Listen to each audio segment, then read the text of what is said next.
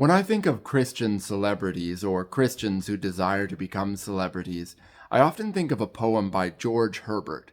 He was a 16th century poet and also a pastor.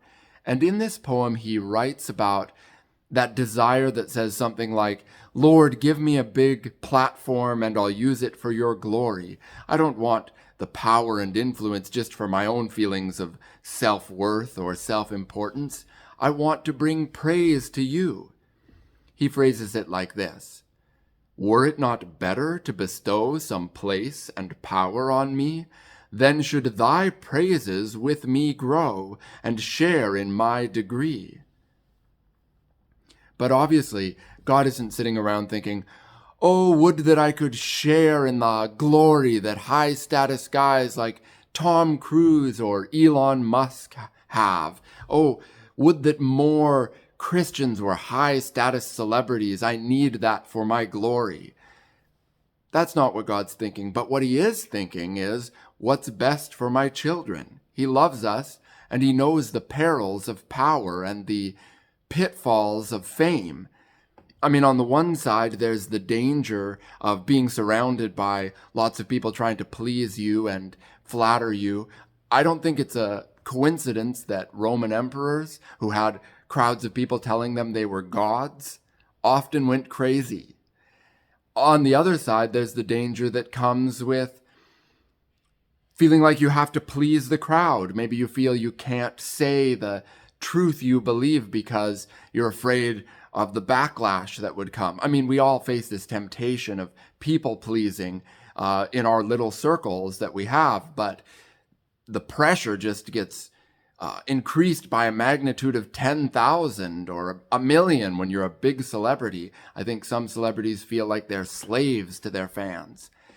And I always tremble for celebrities that become Christians because it seems like so often they're encouraged to immediately step into becoming Christian leaders, to take on what is the biggest responsibility when they're just baby Christians and under a big celebrity spotlight.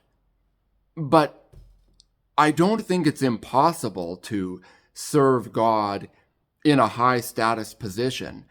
Joseph did it, Esther did it, and they saved many lives, and they brought glory to God.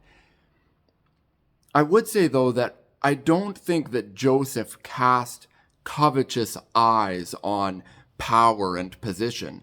I think he's an example of what Jesus was talking about when he said that the person who was faithful in little, to him would be entrusted more. I think Joseph just every day served God faithfully, and more was entrusted to him, until he had the second highest status in all of Egypt. In this poem, George Herbert talks about giving his eyes over to God and asking that God leads him by the hand. I think he means giving over those eyes of ambition and saying, "I really don't know what's best for me on the path of life. Just help me be faithful every day. Guide me every step of the way. And help me be faithful, whether as a famous person or as a not famous person." Here's the poem. It's called Submission by George Herbert. "But that thou art my wisdom, Lord, and both mine eyes are thine, my mind would be extremely stirred for missing my design. Were it not better to bestow some place and power on me? Then should thy praises with me grow and share in my degree. But when I thus dispute and grieve, I do resume my sight, and pilfering what I once did give, disseize thee of thy right. How know I, if thou shouldst me raise, that I should then raise thee? Perhaps great places and thy praise do not so well agree. Wherefore, unto my gift I stand, I will no more advise, only do thou lend me a hand, since thou hast both mine eyes."